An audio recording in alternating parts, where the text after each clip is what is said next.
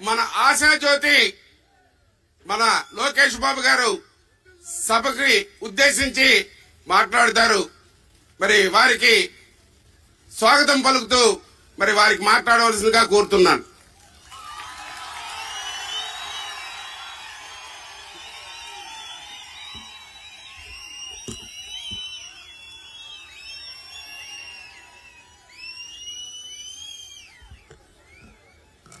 వేదికమైన పెద్దలందరికీ నా హృదయపూర్వక నమస్కారాలు. ఈ శంకరావం కార్యక్రమానికి విచ్చేసిన తెలుగుదేశం పార్టీ మండల అధ్యక్షులు, గ్రామ పార్టీ అధ్యక్షులు, క్లస్టర్ యూనిట్ బూత్ కమిటీ సభ్యులు, అదేవిధంగా కేఎస్ఎస్ సభ్యులందరికీ పేరు పేరున నా హృదయపూర్వక నమస్కారాలు. ఎత్తిన పసుపు జెండా దించకుండా, మడమ తిప్పకుండా తెలుగుదేశం పార్టీకి కాపలా కాసిన పసుపు సైన్యానికి నా హృదయపూర్వక నమస్కారాలు. ఉత్తరాంధ్ర ఊపు అదిరిపోయింది. ఉత్తరాంధ్ర అంటే ఒక విప్లవం, అదేవిధంగా శ్రీకాకుళం అంటే ఒక సింహం. ఈ రోజు మీ అందరిలో ఒక సింహం నాకు కనపడుతుంది. 2 నెలల్లో తాడేపల్లి కొంప గేట్లు బద్దలు కొట్టే బాధ్యత మనందరి పైన ఉంది. గరిమెల సత్యనారాయణ గారు, సర్దార్ గౌతు లచ్చన్న గారు, ఎర్రం నాయుడు గారు జన్మించిన గొప్ప నేల శ్రీకాకుళం నేల. అరసవెల్లి సూర్య దేవాలయం ఉన్న పుణ్యభూమి ఈ శ్రీకాకుళం భూమి. ఇంత పవిత్రమైన భూమిపై ఈ రోజు నేను మాట్లాడటం నా అదృష్టంగా భావిస్తున్నాను. ఈ రోజు ఈ ప్రభుత్వం చూస్తుంటే మైకి ఇది చాలా దూరంగా ఉంది, ఇంకా చాలా మీటింగ్లు ఉన్నాయి, గొంతు పోయేటట్టుంది.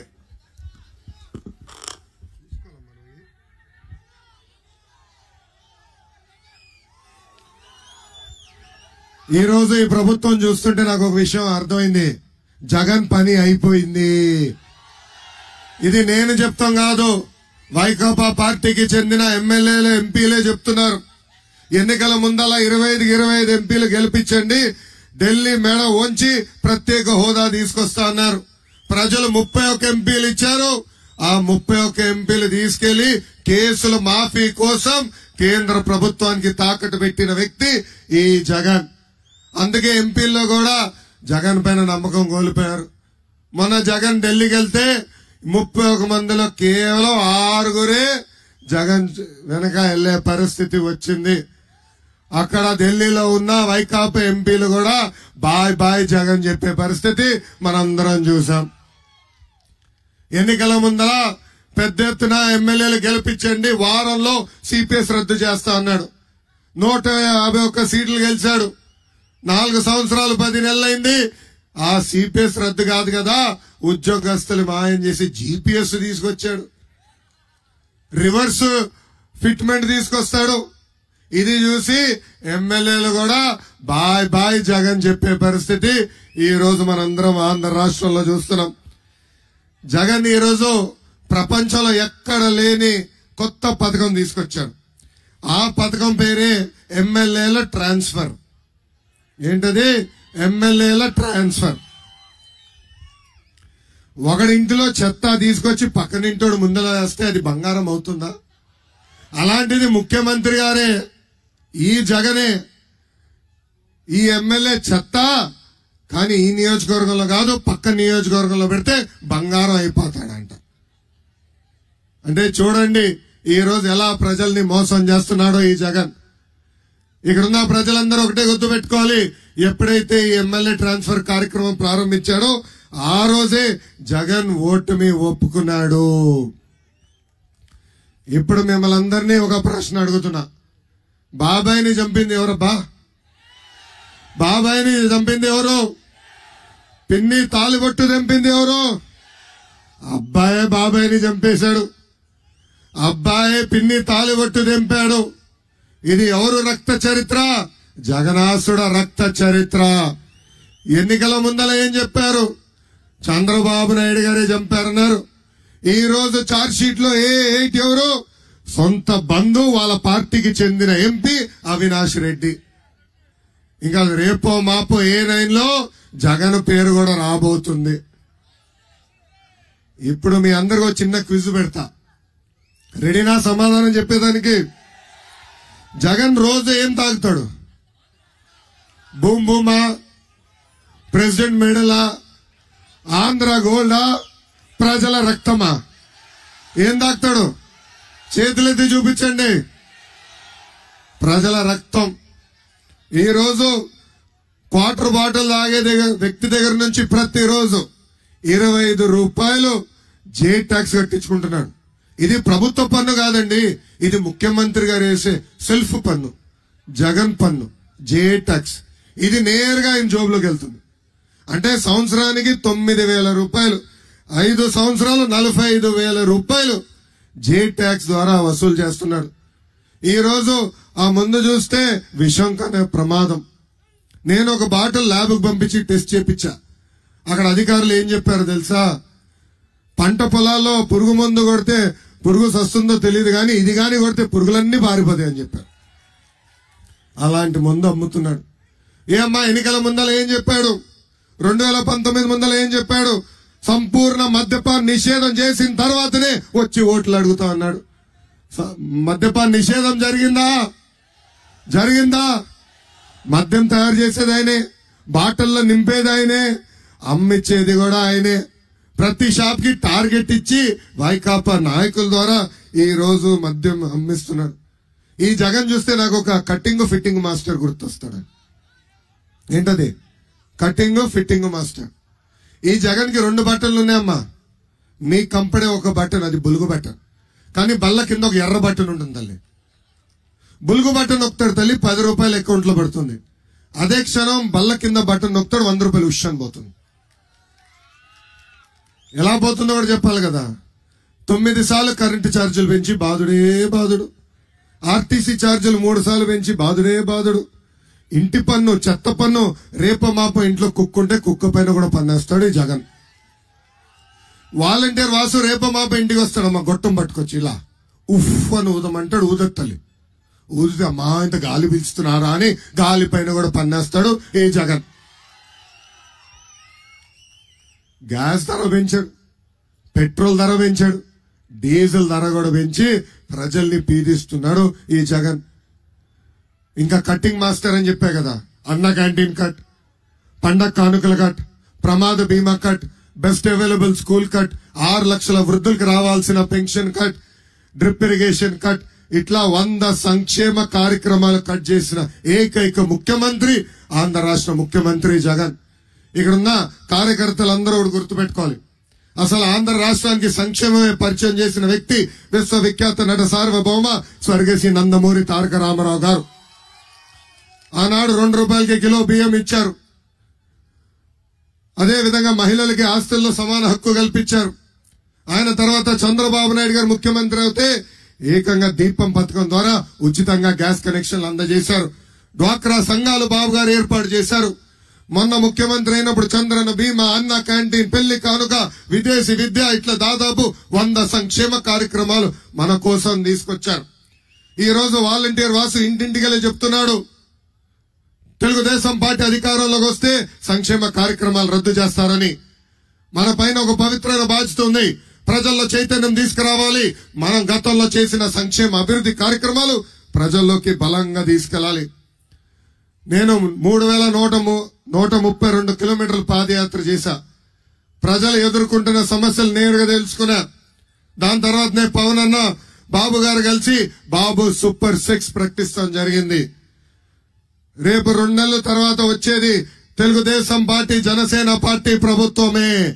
మనం అధికారంలోకి వచ్చిన 5 సంవత్సరాలు 20 లక్షల ఉద్యోగాలు కల్పించే బాధ్యత మనం తీసుకుంటాం. ఉద్యోగం వచ్చేదానికి కొంచెం ఆలస్యం అయితే నిరుద్యోగ యువకులకి ప్రతి నెల 3,000 రూపాయలు మన ప్రభుత్వం అందజేస్తుంది. అంతేకాదు, స్కూల్కి వెళ్లే ప్రతి విద్యార్థి తల్లిదండ్రులకి ప్రతి సంవత్సరం 15,000 రూపాయలు మన ప్రభుత్వం ఇస్తుంది. అంటే ఒకరుంటే 15,000, ఇంట్లో 2 30,000, 3 45,000 రూపాయలు మన ప్రభుత్వం ఇవ్వబోతుంది. ఇంకా రైతుకి అండగా నిలబడడానికి 20,000 రూపాయలు ఆర్థిక సహాయం కూడా చేస్తాం. ప్రతి ఇంటికి ప్రతి ఏడా ఉచితంగా 3 ఎన్ని చేతులెత్తి చూపించండి, ఎన్ని 3 గ్యాస్ సిలిండర్లు మన ప్రభుత్వం ఇవ్వబోతుంది. ఇంకా 18 నుంచి 59 సంవత్సరాలు ఉన్న మహిళలకి ప్రతి నెల 1,500 రూపాయలు చంద్రబాబు నాయుడు గారు ఇవ్వబోతున్నారు. అంటే సంవత్సరానికి 18,000 రూపాయలు, 5 సంవత్సరాలు 90,000 రూపాయలు చంద్రబాబు నాయుడు గారు మీకు ఇవ్వబోతున్నారు. ఇంకా మహిళలు ఆర్టీసీ బస్సులో ఉచితంగా ప్రయాణించే హక్కు కూడా చంద్రబాబు నాయుడు గారు కల్పించబోతున్నారని ఈ సభాముఖంగా మీ అందరికీ తెలుపుతున్నా. అసలు ఉత్తరాంధ్రకి పట్టిన శనే జగన్. 3 రాజధాని పేరులతో మన జీవితాల్లో 3 ముక్కల ఆట ఆడుతున్నారు. ఇక్కడున్న యువకులందరూ ఆలోచించాలా. గత 5 సంవత్సరాలుగా ఆంధ్ర రాష్ట్రానికి ఒక్క పరిశ్రమ వచ్చిందా? ఉత్తరాంధ్రకి ఒక్క పెట్టుబడి వచ్చిందా? ఒక్కరికైనా ఉద్యోగం వచ్చిందా అని ఒక్కసారి ఆలోచించమంటున్నా. కానీ అదే ప్రజాధనాన్ని లూటీ చేసి 500 కోట్ల రూపాయలు ఖర్చు పెట్టి విశాఖపట్నంలో ప్యాలెస్ కట్టుకున్నాడు ఈ జగన్. ఎన్నికల ముందల అన్ని షుగర్ ఫ్యాక్టరీలు మరి తెరిపిస్తానని హామీ ఇచ్చి కనీసం ఒక్క షుగర్ ఫ్యాక్టరీ కూడా ఈ రోజు తెరవలేదు. ఆనాడు తెలుగుదేశం పార్టీ పోరాడితే విశాఖపట్నానికి రైల్వే జోన్ వచ్చింది. ఆ రైల్వే జోన్ కి కావాల్సిన భూమి కూడా ఈ ప్రభుత్వం ఈ రోజు కేటాయించలేదు. ఇంకా విశాఖ ఉక్కు అంటే ఆంధ్రుల హక్కు. ఆనాడు పెద్దవాళ్ళు పోరాడి ఆంధ్ర రాష్ట్రం కోసం ఉక్కు ఫ్యాక్టరీ తీసుకొచ్చారు. ఇప్పుడు ఏకంగా ఆ ఫ్యాక్టరీ ప్రైవేటీకరణకి సహకరిస్తున్నాడు ఈ జగన్. అక్కడ ఉన్న ఆస్తుల్ని కొట్టేసేదానికి ప్రయత్నిస్తున్నాడు ఈ జగన్. ఉత్తరాంధ్రకు నేను హామీ ఇస్తున్నా, విశాఖ ఉక్కు ప్రైవేటీకరణ చేయనీయం, అవసరమైతే ఆంధ్ర రాష్ట్రమే ఆ ఉక్కు ఫ్యాక్టరీ కొనుగోలు చేస్తుంది. ఇంకా ఉత్తరాంధ్రకి ఈ జగన్ ఒక కొత్త పథకం ఇచ్చాడు. మొత్తం ఉత్తరాంధ్రని 2కి అప్పగిచ్చాడు. మొదటి వ్యక్తి పేరు విజయసాయి రెడ్డి, రెండో వ్యక్తి పేరు వైవి సుబ్బారెడ్డి.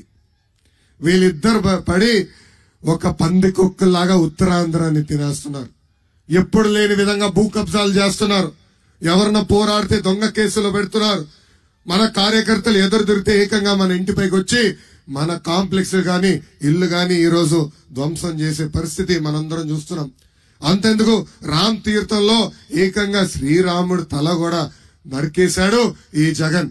ఇప్పటికీ దాని వెనకాల ఎవరున్నారో చెప్పలేని పరిస్థితిలో ఈ ప్రభుత్వం ఉంది. ఇంకా శ్రీకాకుళం జిల్లాకి జగన్ పాదయాత్రలో అనేక హామీలు ఇచ్చారు. దాంట్లో ప్రధానంగా పెండింగ్ ప్రాజెక్టులన్నీ పూర్తి చేస్తాన్నాడు. ఒక్క ప్రాజెక్ట్ అన్నా పూర్తి చేశాడా? ఒక్క ప్రాజెక్ట్ అన్నా పూర్తి చేశాడా? లేదు. ఇంకో పక్కన Vamsadhara Thotapalli left right canal పనులు పూర్తి చేస్తా అన్నాడు. నాగావళి కరకట్ట పనులు పూర్తి చేస్తాడు. కనీసం పనులన్నా ప్రారంభించాడా అని మిమ్మల్ని అందరినీ ఒక్కసారి ఆలోచించమంటున్నా. నాడు నేడు ఎప్పుడు ఉత్తరాంధ్రాన్ని అభివృద్ధి చేసింది మన పార్టీ, తెలుగుదేశం పార్టీ. ఇక్కడ రోడ్లు గాని, బ్రిడ్జిలు గాని, ఆసుపత్రులు కానివ్వండి, అంతెందుకు ఉద్దానం కిడ్నీ పేషెంట్లకి డయాలసిస్ సెంటర్లు కూడా ఏర్పాటు చేసింది మన పార్టీ, తెలుగుదేశం పార్టీ. నర్సన్నపేట నియోజకవర్గాన్ని ఆనాడు 1,200 కోట్ల రూపాయలు ఖర్చు పెట్టి అభివృద్ధి చేసిన పార్టీ మన పార్టీ, తెలుగుదేశం పార్టీ. సర్వకోట చులుమూరులో 1,200 ఎకరాలకి సాగునీరు అందించే బొంతు లిఫ్ట్ ఇరిగేషన్ ఆనాడు పనులు ప్రారంభించాం. ఈ ప్రభుత్వ అధికారులకు వచ్చిన తర్వాత ఆ పనులన్నీ ఆపేసింది. ఇంకో పక్కన సర్వకోట జులుమూరు మండలంలో ఉన్న గ్రామాలన్నిటికీ తాగునీరు అందించడానికి నేను పంచాయతీరాజ్ గ్రామీణాభివృద్ధి శాఖ మంత్రిగా ఉన్నప్పుడు కేంద్ర ప్రభుత్వ నిధులతో పాటు 50 కోట్ల రూపాయలు కేటాయించాం, పనులు ప్రారంభించాం. ఆ పనులు కూడా పూర్తి చేయలేని దద్దమ్మ ప్రభుత్వం ఈ జగన్ ప్రభుత్వం. ఇంకో పక్కన హాస్పిటల్ నిర్మించాం. శ్రీముఖి లింగేశ్వర ఆలయం అభివృద్ధి కూడా మన ప్రభుత్వం చేసింది. సీసీ రోడ్లు, బీటీ రోడ్లు కూడా ఆనాడు పెద్ద ఎత్తున చేశాం. కానీ 2019లో ఏం జరిగింది?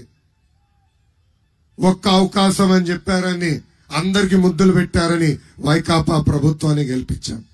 ఇక్కడ భారీ మెజారిటీతో ధర్మాన కిషన్ దాస్ గారిని గెలిపించారు. కానీ నేను అడుగుతున్నా, ఆయన నియోజకవర్గానికి ఒక్క అభివృద్ధి కార్యక్రమం చేశారా? ఒక్క అభివృద్ధి కార్యక్రమం చేశారా? ఆయన పేరులో ధర్మాన ఉంది గాని ఆయన చేసే పనులన్నీ అధర్మమే. అంగన్వాడీ పోస్టులు, షిఫ్ట్ ఆపరేటర్ పోస్టులు కూడా అడ్డగోలుగా అమ్ముకుంటున్నారు. వాళ్ళ సొంత పార్టీ వాళ్ళపైన తిరిగి కేసులు పెట్టే పరిస్థితికి వచ్చారు.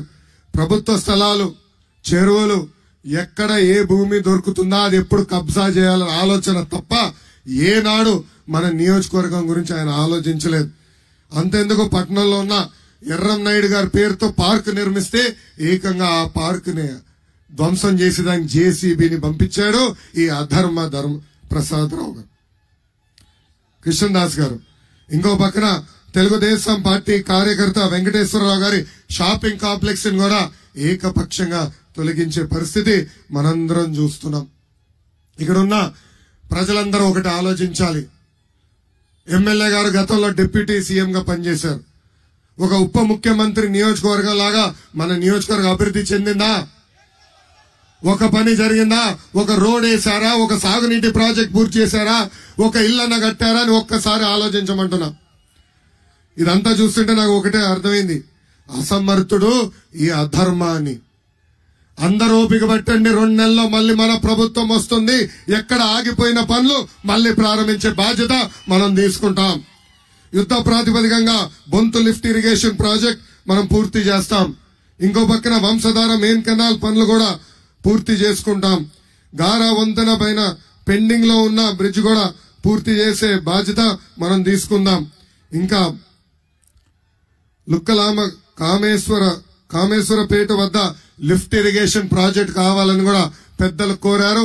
తప్పనిసరిగా అది చేసే బాధ్యత కూడా మేము తీసుకుంటాం. ఇంకా శ్రీముఖ లింగం ఆలయాన్ని కూడా అభివృద్ధి చేసే బాధ్యత వ్యక్తిగతంగా నేను తీసుకుంటానని ఈ సభాముఖంగా నర్సనపేట ప్రజలకి నేను హామీ ఇస్తున్నా. అసలు తెలుగుదేశం పార్టీ బలమే తెలుగుదేశం పార్టీ కార్యకర్తలు. అసలు కార్యకర్తల పార్టీ అంటే దేశంలో గుర్తొచ్చే మొదటి పార్టీ తెలుగుదేశం పార్టీ. ఎంతో మంది నాయకులు పార్టీ మారినా పార్టీకి అండగా నిలబడింది తెలుగుదేశం పార్టీ. అందుకే 2014లో మీకోసం ప్రత్యేకంగా కార్యకర్తల సంక్షేమ నిధి ఏర్పాటు చేశాం. ఇప్పటికి దాదాపు 100 కోట్ల రూపాయలు ప్రమాదంలో చనిపోయిన కార్యకర్తల్ని బీమా ద్వారా మనం ఆదుకుంటాం జరిగింది. ఇది తెలుగుదేశం పార్టీకి ఉన్న చిత్తశుద్ధి. కార్యకర్తలందరూ ఆలోచించాలా. ఒకవేళ మనం ప్రమాదంలో చనిపోతే మన పిల్లల్ని కూడా చదివిస్తున్న వ్యక్తి మన నాయకుడు చంద్రబాబు నాయుడు గారు. 2019 నుంచి 24 వరకు మన పైన అనేక కేసులు పెట్టారు. అన్ని రకాలుగా మనం వేధించారు. కానీ మనం తగ్గేదే లేదు. నా పైన 22 కేసులు పెట్టారు. ఎస్సీ ఎస్టీ కేసు పెట్టారు. అటెంప్ట్ మర్డర్ కేసు పెట్టారు. నేను వెనక్కి తిరిగానా? నేను తగ్గానా? పాదయాత్రలు అడుగడుగునా నన్ను ఇబ్బంది పెట్టారు. వైకాపా సైకోలు పంపించి నా పైన రాలేస్తే ఏకంగా మన నాయకులు ఆమ్లెట్ వేసి తిరిగి పంపించారు. నన్ను ఎంత ఇబ్బంది పెట్టినా నేను ఆగలేదు. నా మైక్ లాక్కున్నారు, నా స్టూల్ లాక్కున్నారు. ఏకంగా నన్ను మీటింగ్ పెట్టుకోకుండా కొత్త జియో కూడా తీసుకొచ్చారు. కానీ 3132 కిలోమీటర్లు నేను నడిచాను. దాని తర్వాత ఎవరు ఊహించిన విధంగా ఏ తప్పు చేయని చంద్రబాబు నాయుడు గారిని 53 రోజులు జ్యుడిషియల్ రిమాండ్ కూడా పంపించారు. మీరందరూ ఆలోచించండి. ఆయన అరెస్ట్ చేసిన రోజు 3000 కోట్ల రూపాయల అవినీతి అన్నారు. దాని తర్వాత 270 కోట్ల రూపాయల అవినీతి అన్నారు. ఇప్పుడు 27 కోట్ల రూపాయల అవినీతి అంటున్నారు.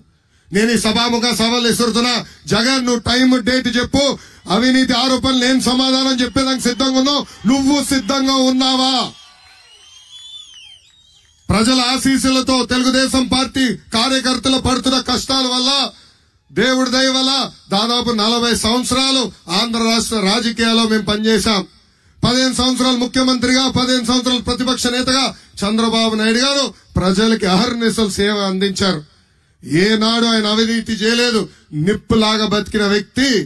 రాబోయే రోజుల్లో ప్రతిదీ వడ్డీతో సహా చెల్లిస్తానని జగన్ కూడా నేను హెచ్చరిక జారీ చేస్తున్నా. వైకాపా నాయకులు కూడా తెలుపుతున్నా.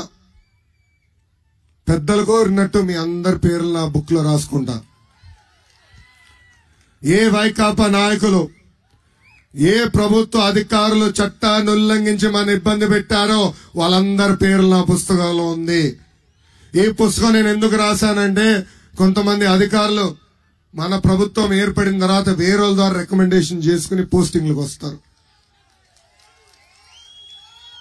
వాళ్ళ పేర్లు నేను మర్చిపోకూడదు కనుకనే పుస్తకంలో రాసి పెట్టుకున్నా. తప్పనిసరిగా జ్యుడిషియల్ ఎంక్వైరీ చేస్తాం. ప్రతిదీ వడ్డీతో సహా చెల్లించే బాధ్యత వ్యక్తిగతంగా నేను తీసుకుంటానని ఈ సభాముఖంగా కార్యకర్తలందరికీ నేను హామీ ఇస్తున్నా. అన్న ఎన్టీఆర్ మన దేవుడు, చంద్రబాబు గారు మన రాముడు, కానీ వైకాపా నాయకులకి మీ లోకేష్ మూర్ఖుడు. ప్రతిదీ వడ్డీతో కాదు కదా, చక్కెర వడ్డీతో చెల్లించే బాధ్యత నేను తీసుకుంటానని మళ్ళీ నేను మీ అందరికీ హామీ ఇస్తున్నా. ఈ రోజు ఈ శంకరావం కార్యక్రమం ద్వారా మిమ్మల్ని అందరూ నేను కోరుతున్నా. ఏదైతే బాబు సూపర్ 6 కార్యక్రమం మనం చేపట్టాలనుకుంటున్నామో మీ అందరికి ఒక కిట్ ఇస్తాం. ఆ కిట్ లో క్యాలెండర్లు ఉంటాయి, క్యాప్ ఉంటుంది, ఇట్లా సైకిల్ బ్యాచ్ ఉంటుంది, చిన్న కార్డు కూడా ఇస్తాం. ఆ కిట్ తీసుకుని ప్రతి గడపకి మన బాబు సూపర్ 6 మేనిఫెస్టో తీసుకెళ్లాల్సిన బాధ్యత మీ అందరి పైన ఉంది. చేస్తారా? రెడీనా? ఈ కార్యక్రమానికి రెడీనా? ఇట్లా 25 క్యాలెండర్లు, ఒక పక్కన క్యాలెండరు, ఇంకో పక్కన మన ఇచ్చే హామీలు, ఇట్లా 25 కిట్ చేస్తున్నాం. ఇట్లా 10 మీకు ఇస్తాం, అంటే 250. ఇది ప్రతి గడపకి తీసుకెళ్లాల్సిన బాధ్యత మీ అందరి పైన ఉంది. ప్రతి ఇంటికి చేర్చాల్సిన బాధ్యత మీ అందరి పైన ఉంది. ఇది ప్రతి గడపకి ఎందుకు ఇస్తున్నాం అంటే రేపు మన ప్రభుత్వ అధికారులకు వచ్చిన వెంటనే ఈ హామీలన్నీ మనం అమలు చేయబోతున్నాం. 5 సంవత్సరాల తర్వాత వాళ్ళ ఇంటికి వెళ్ళి ఇదిగో అమ్మా నీ క్యాలెండర్ ఉంది కదా, చూడు అక్కడ ఇచ్చిన 6 హామీలు మేము నిలబెట్టుకున్నామని గర్వంగా చెప్పుకునే విధంగా ఈ క్యాలెండర్లు ప్రతి గడపకి చేర్చవలసిందిగా మిమ్మల్ని కోరుతున్నాను. ఇంకో పక్కన కార్యకర్తలందరూ మన ఇచ్చే హామీలు గుర్తుపెట్టుకున్నానికి ఒక చిన్న కార్డు కూడా మీకు ఇస్తున్నాం. ఇది మీరు జోబులో పెట్టుకోండి. ఎవరు ఇక్కడ టీ షాప్ కి వెళ్ళినా, పెట్రోల్ బంక్ దగ్గర ఆగినా తప్పనిసరిగా ఈ 6 హామీలు ప్రజలకి వివరించాల్సిన బాధ్యత మీ పైన ఉంది. అదే విధంగా ఈ సైకిల్ కూడా ఇస్తున్నాం. మనందరం గర్వంగా మన గుండె పైన పిన్ను పెట్టుకుని ఈ సైకిల్ తో పాటు ప్రతి గడపకి వెళ్లాలని ఈ సభాముఖంగా నేను మిమ్మల్ని అందరినీ కోరుతున్నా. గతంలో మనం బాధుడే బాధుడు కార్యక్రమం చేశాం. ఇదేమి కర్మ మన రాష్ట్రానికి కార్యక్రమం చేశాం. దాని తర్వాత బాబు షూరిటీ భవిష్యత్తు గ్యారంటీ కార్యక్రమం కూడా చేశాం. ఇప్పుడు ఎన్నికలకి కరెక్ట్ గా 60 రోజులు ఉంది. ఈ 60 రోజుల్లో బాబు సూపర్ 6 హామీలు ప్రతి గడపకి తీసుకెళ్లాల్సిన బాధ్యత మనందరి పైన ఉంది. పెద్దలు అన్నట్టు ఎవరు పని చేశారో ఎవరు పని చేయలేదో మీరు ఫోన్లు పట్టుకుని తిరుగుతున్నారు. టెలిగ్రామ్ బాట్ ఉంది, ఆ బాట్ ద్వారా నాకు మొత్తం తెలిసిపోతుంది. ఎవరి బూత్లో బిఎస్బీజీ జరిగింది, ఎవరి బూత్లో అసలు పనులు ప్రారంభించలేదు, ఎవరి బూత్లో ఎక్కువ చేశారు కూడా నేను ఎక్కడున్నా కంప్యూటర్ ద్వారా తెలుసుకునే పరిస్థితి. రేపు 2 నెలల తర్వాత తెలుగుదేశం జనసేన పార్టీ ఏర్పడిన వెంటనే ఆ డేటా చూసే నామినేటెడ్ పోస్టులు కూడా ఇస్తానని ఈ సభాముఖంగా కార్యకర్తలందరికీ హామీ ఇస్తున్నాం. ఎస్, నేను సీనియర్ని గౌరవిస్తా, ఫ్రెషర్ని గౌరవిస్తా, జూనియర్ని గౌరవిస్తా, కానీ పనిచేసే వాళ్ళని ప్రోత్సహిస్తా. ఎవరు బూతులు అయితే ఎక్కువ మెజారిటీ చూపిస్తారో వాళ్ళకే నేను పెద్ద పీట వేస్తానని ఈ సభాముఖంగా నేను హామీ ఇస్తున్నా. నా చుట్టూ తిరుగుతాం కాదు, పార్టీ ఆఫీస్ చుట్టూ తిరుగుతాం కాదు, ప్రజల్లో ఉండండి, ప్రజల్లో చైతన్యం తీసుకురండి. మీ బూత్లో ఎక్కువ మెజారిటీ తీసుకురావాల్సిందిగా ఇక్కడున్న క్లస్టర్, యూనిట్, బూత్, గ్రామ, మండల పార్టీ అధ్యక్షుల్ని ఈ సభాముఖంగా నేను మిమ్మల్ని అందరినీ కోరుతున్నా. మనందరం చూసాం, చంద్రబాబు నాయుడు గారిని అరెస్ట్ చేసిన వెంటనే పవన్ అన్న పెద్ద ఎత్తున ఆనాడు స్పందించారు. ప్రత్యేక విమానంలో ఆంధ్ర రాష్ట్రానికి రావాలంటే ఏకంగా ఆపేసింది ప్రభుత్వం, పర్మిషన్ క్యాన్సిల్ చేసింది. దాని తర్వాత రోడ్ మార్గంలో వచ్చేదానికి ప్రయత్నిస్తే బార్డర్లో ఆపేసింది ప్రభుత్వం. అందుకే ఆనాడు పవన్ అన్న కూడా నిర్ణయించాడు ఈ సైకోని ఆంధ్ర రాష్ట్రాన్ని తరిమి కొట్టాలని. ఆనాడే పవన్ గారు కూడా చాలా స్పష్టంగా చెప్పారు, hello AP, bye bye YCP అని. ఇప్పుడు ఆ బాధ్యత మనందరం భుజస్కంధాల పైన మోయాలి. కార్యకర్తలందరికీ మళ్ళీ చెప్తున్నా, మీ భవిష్యత్తు నా బాధ్యత. ఎస్, రేపు ముఖ్యమంత్రి అయ్యేది బాబు గారు, కానీ నేను పార్టీకి అంకితం అవుతా, పార్టీ కోసం పనిచేస్తా, అహర్నిశలు మీకు అందుబాటులో ఉంటా. మీకు ఎలాంటి సమస్య వచ్చినా పరిష్కరించే బాధ్యత వ్యక్తిగతంగా నేను తీసుకుంటానని ఈ సభాముఖం తెలుపుకుంటూ, ఇక్కడున్న మత్స్యకారుల గురించి ఒక్క విషయం మాట్లాడాల్సిన అవసరం ఉంది. గతంలో తెలుగుదేశం ప్రభుత్వ అధికారంలో ఉన్నప్పుడు పెద్ద ఎత్తున మత్స్యకారులు ఆదుకున్నాం.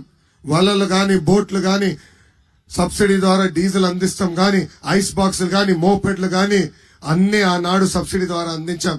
ఆదరణ పథకం ద్వారా పెద్ద ఎత్తున పనిముట్లు కూడా అందజేశాం. ఈ ప్రభుత్వ అధికారులకు వచ్చింది అది అన్ని క్యాన్సిల్ చేసింది. 2 నెలలు ఓపిక పట్టండి. మన ప్రభుత్వం వచ్చిన వెంటనే ఆపేసిన సంక్షేమ కార్యక్రమాలన్నీ మళ్లీ మత్స్యకారులకు అందించే బాధ్యత మేము తీసుకుంటాం. అవసరమైన వరకు ఫిషింగ్ హార్బర్ కడతాం. ఫిషింగ్ హార్బర్ లో కోల్డ్ స్టోరేజ్ కూడా ఏర్పాటు చేసే బాధ్యత మేము తీసుకుంటామని ఈ సభాముఖంగా మత్స్యకారులందరికీ నేను హామీ ఇస్తూ, నాకింత అద్భుతమైన అవకాశం ఇచ్చిన తెలుగుదేశం జనసేన పార్టీ కార్యకర్తలందరికీ పేరు పేరున నా హృదయపూర్వక ధన్యవాదాలు తెలుపుకుంటూ మీ అందరి దగ్గర నుంచి సెలవు తీసుకుంటున్నా. జోహార్ అన్న ఎన్టీఆర్, జోహార్ అన్న ఎన్టీఆర్. చంద్రబాబు నాయుడు గారి నాయకత్వం, చంద్రబాబు నాయుడు గారి నాయకత్వం, పవన్ అన్న నాయకత్వం, పవన్ అన్న నాయకత్వం. జై హింద్, జై హింద్. ఇప్పుడు మనందరం దయచేసి అందరూ మీ స్థానాల్లో నుంచోవాలి. ఇప్పుడు మనం ఒక ప్రతిజ్ఞ చేసుకోవాల్సిన అవసరం ఉంది. Thank you. లోకేష్ బాబు నాయకత్వం, లోకేష్ బాబు నాయకత్వం, లోకేష్ బాబు నాయకత్వం. దయచేసి ప్రతిజ్ఞ కార్యక్రమం ఉంది. అవును నేను అని గుండె మీద చేసుకొని ఎవరి పేరు వాళ్ళు చెప్పాలి.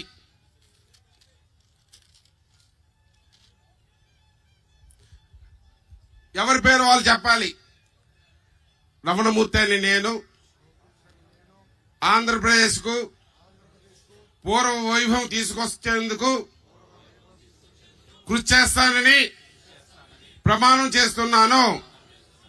చంద్రబాబు గారు ప్రకటించిన సూపర్ 6 హామీలను ప్రతి ఇంటికి, ప్రతి ఒక్కరికి చేర్చే బాధ్యత నేను స్వీకరిస్తున్నాను. 5 రోజుల్లో 250 ఇళ్లకు వెళ్లి బాబు షూరిటీ 6 హామీలు ప్రజలకు వివరిస్తాను. ఈ 2 నెలలు నిస్వార్థంగా నా సేవలను తెలుగుదేశం పార్టీ కోసం, చంద్రబాబు నాయుడు కోసం, ఆంధ్రప్రదేశ్ కోసం అంకితం చేస్తాను. ప్రతి ఒక్కరూ తెలుగుదేశం పార్టీకి, చంద్రబాబు నాయుడు గారికి, ఆంధ్రప్రదేశ్ ప్రతిష్ట కాపాడేందుకు ఓటు వేసేలా కృషి చేస్తానని ప్రమాణం చేస్తున్నాను. జై తెలుగుదేశం, జై తెలుగుదేశం. చంద్రబాబు నాయకత్వం, చంద్రబాబు నాయకత్వం, పవన్ కళ్యాణ్ నాయకత్వం, పవన్ కళ్యాణ్ నాయకత్వం, లోకేష్ బాబు నాయకత్వం, లోకేష్ బాబు నాయకత్వం. Time to break it down. You ready?